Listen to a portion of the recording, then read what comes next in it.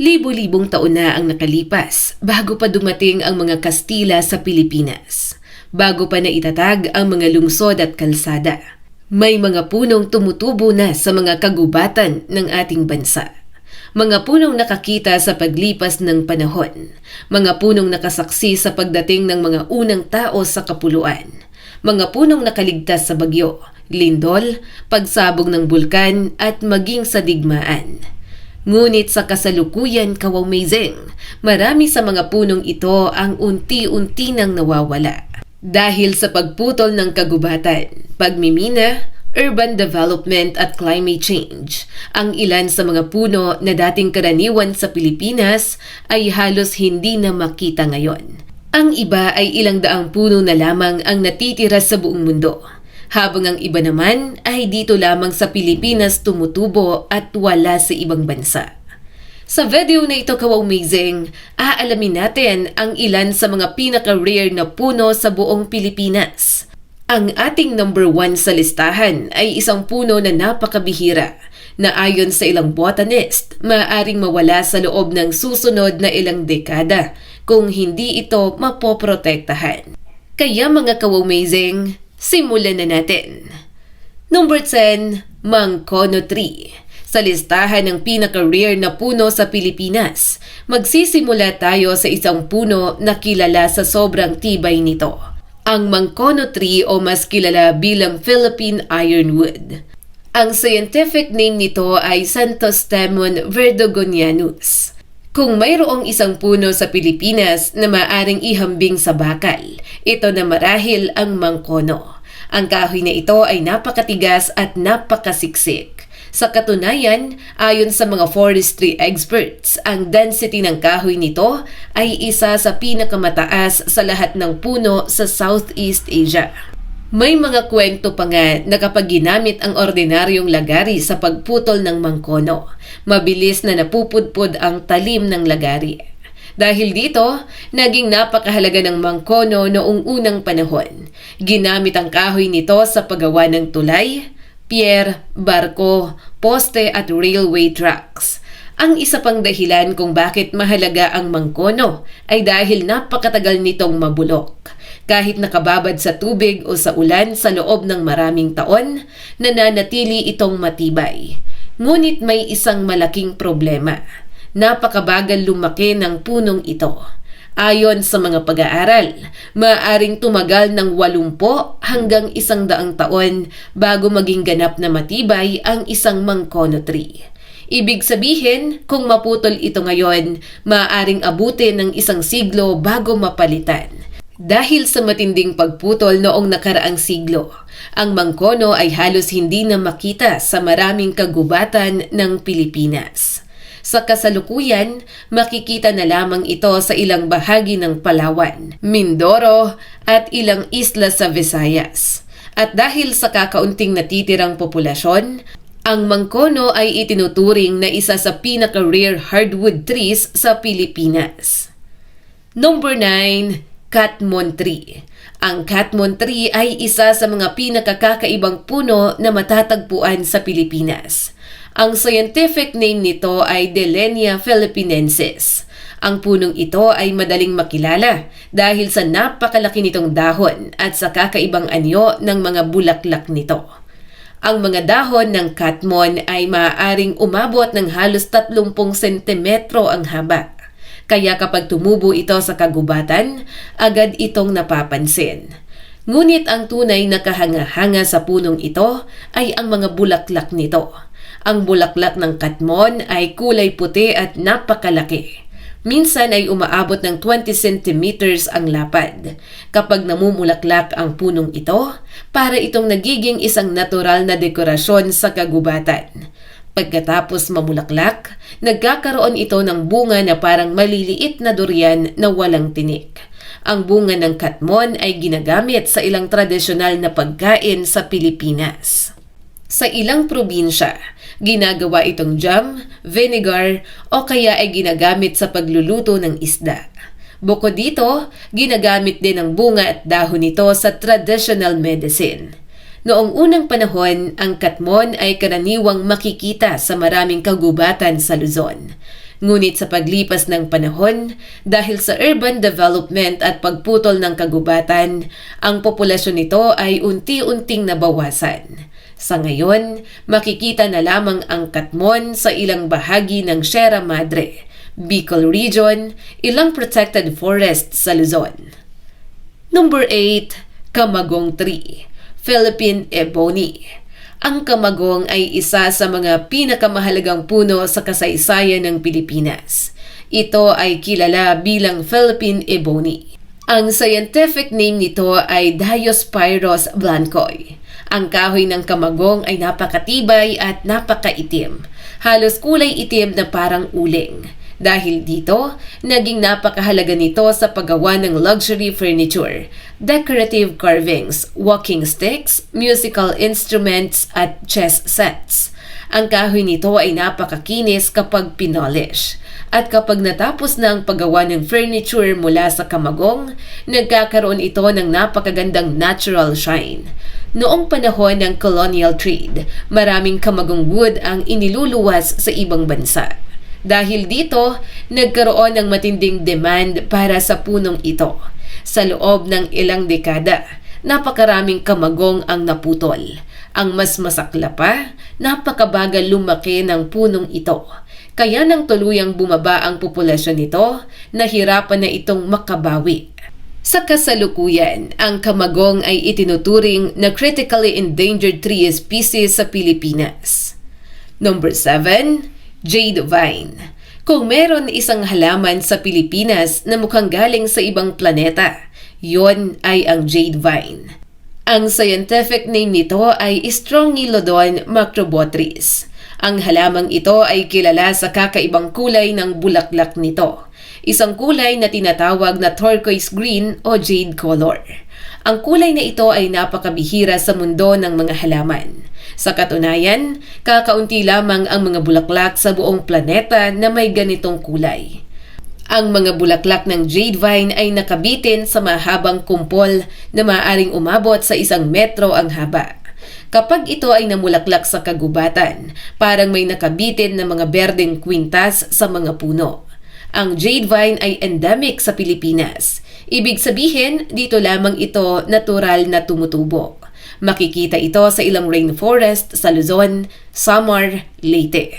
Ngunit dahil sa pagkalbo ng kagubatan, ang jade vine ay naging napakabihira sa wild forests. Number 6. Yakal Tree.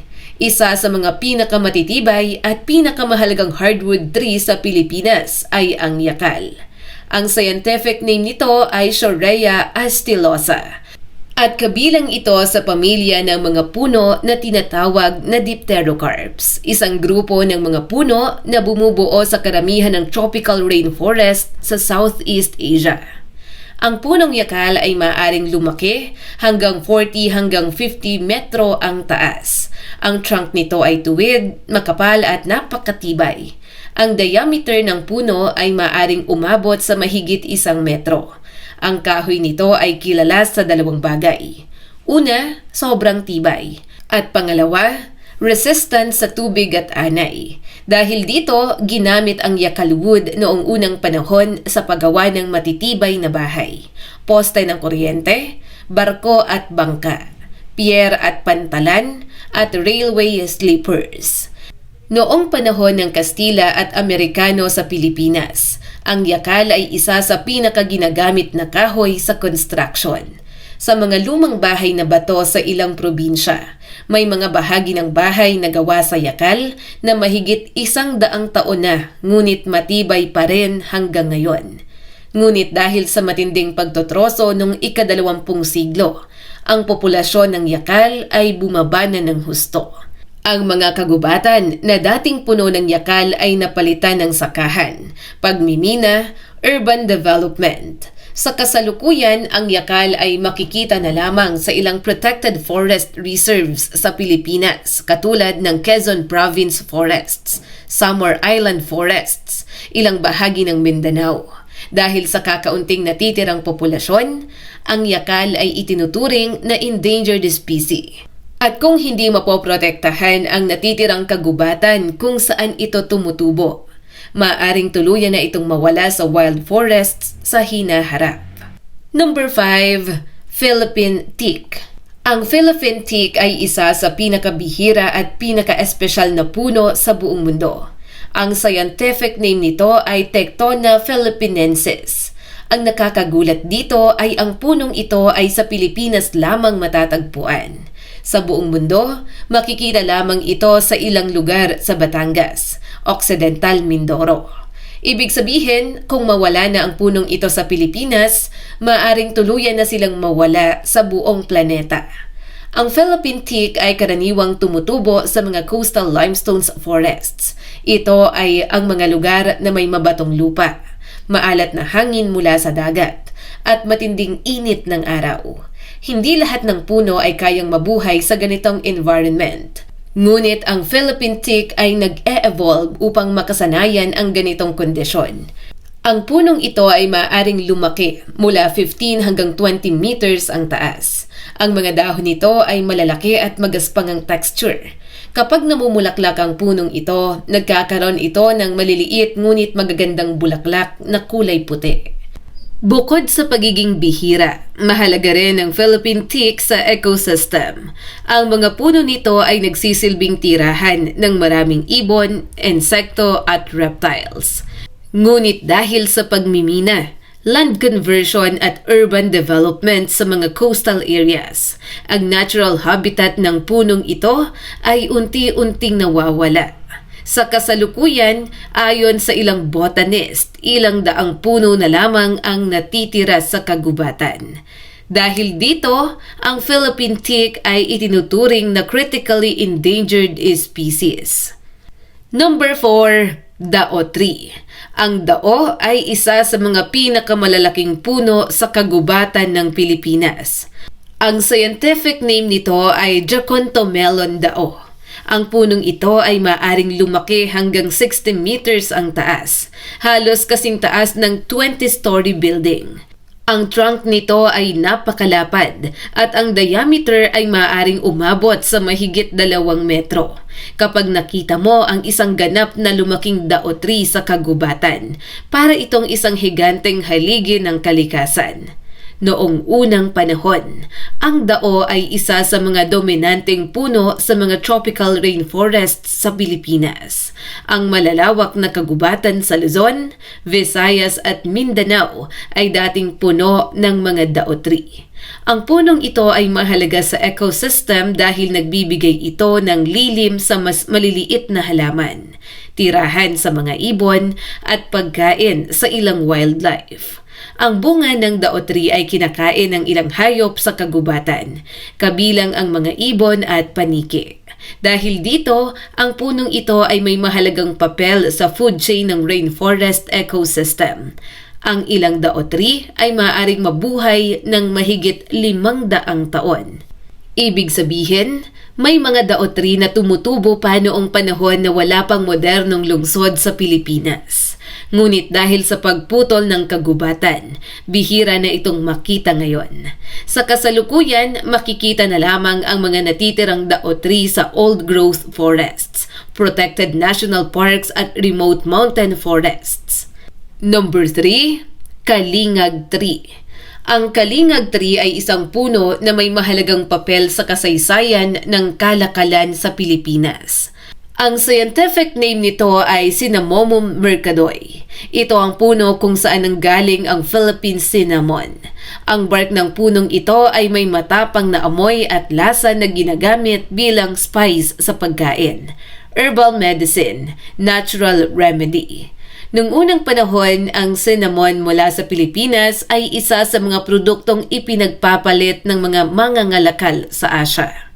Sa panahon ng pre-colonial trade, ang mga bark ng kalingag tree ay ipinapadala sa ibang bansa upang gamitin bilang pampalasa at gamot. Ngunit dahil sa sobrang pagkuha ng bark nito, ang populasyon ng punong ito ay bumaba ng husto. Kapag kinukuha ang bark ng punong ito ng hindi maingat, maaaring mamatay ang puno. Sa paglipas ng panahon, maraming kalingag tree ang tuluyang nawala sa kagubatan. Sa kasalukuyan, bihira itong makita sa wild forests. Karamihan sa mga natitirang puno ay matatagpuan sa mga bundok ng Luzon, Visayas at Mindanao. Number 2, Almasiga Tree. Ang Almasiga Tree ay isa sa mga higanteng puno sa kagubatan ng Pilipinas. Ang scientific name nito ay Agathis philippinensis. Ang punong ito ay maaaring umabot ng 60 meters ang taas at may napakalapad na trunk. Ang almasiga ay kabilang sa pamilya ng mga puno na tinatawag na conifers, na karaniwang matatagpuan sa mga bundok. Makikita ito sa mga matataas na lugar sa Palawan, Mindoro at Mindanao. Ang punong ito ay mahalaga dahil dito nanggagaling ang almasiga resin. Ang resin na ito ay ginagamit sa paggawa ng varnish, incense, pintura at industrial materials. Sa ilang komunidad sa Pilipinas, ang pagkuha ng almasiga resin ay isa sa mga pangunahing kabuhayan. Ngunit kung mali ang paraan ng pagkuha ng resin, maaaring masira o mamatay ang puno. Dahil dito, ang populasyon ng almasiga ay unti-unting nababawasan. Ang ilang punong almasiga ay maaaring mabuhay ng mahigit 1,000 taon. Ibig sabihin, may mga punong almasiga na tumutubo bago pa dumating ang mga Kastila sa Pilipinas. Number 1, Agarwood Tree o Lapnisan. At sa ating top 1, narito ang isa sa pinakamahalagang puno sa buong mundo, ang Agarwood Tree, na kilala rin bilang Lapnisan. Ang scientific name nito ay Aquilaria malacensis. Ang punong ito ay hindi agad nagiging mahalaga. Sa katunayan, ang ordinaryong agarwood tree ay mukhang karaniwang puno lamang sa kagubatan. Ngunit kapag nasugatan ang puno at nagkaroon ng fungal infection, naglalabas ito ng isang madilim at mabangong resin. Ang resin na ito ang tinatawag na agarwood. Ang agarwood ay isa sa pinakamahalagang natural products sa buong mundo. Ginagamit ito sa paggawa ng luxury perfumes, incense at traditional medicine. Sa Middle East at Asia, ang agarwood ay itinuturing na isang napakahalagang luxury material. Ang presyo nito ay maaaring umabot sa libu-libong dolyar bawat kilo. Dahil sa napakataas na halaga nito, maraming illegal harvesters ang naghahanap ng punong ito sa kagubatan. Sa ilang bansa sa Southeast Asia, halos naubos na ang agarwood trees dahil sa illegal harvesting. Sa Pilipinas, makikita na lamang ang punong ito sa ilang rainforests sa Mindanao, Palawan at Luzon. At dahil sa sobrang halaga ng kahoy nito, ang agarwood tree ay isa sa pinaka-endangered tree species sa Pilipinas. Ang Pilipinas ay isa sa mga bansang may pinakamayamang biodiversity sa buong mundo. Ngunit kasabay nito ang responsibilidad na protektahan ang ating kalikasan. Ang mga punong nakita natin sa listahang ito ay hindi lamang simpleng halaman. Sila ay bahagi ng kasaysayan at kalikasan ng ating bansa. Kung tuluyang mawala ang mga punong ito, hindi na sila maibabalik kailanman. Sa iyong palagay, mga ka-amazing, alin sa mga punong ito ang pinakakahanga-hanga? At kung bibigyan ka ng pagkakataon, gusto mo bang makita ang mga ito sa totoong buhay? I-comment lang ang iyong sagot sa ibaba. Kung nagustuhan mo ang video na ito, ka-amazing, huwag kalimutang mag-like and subscribe at pakishare na rin para mas marami pa ang makapanood.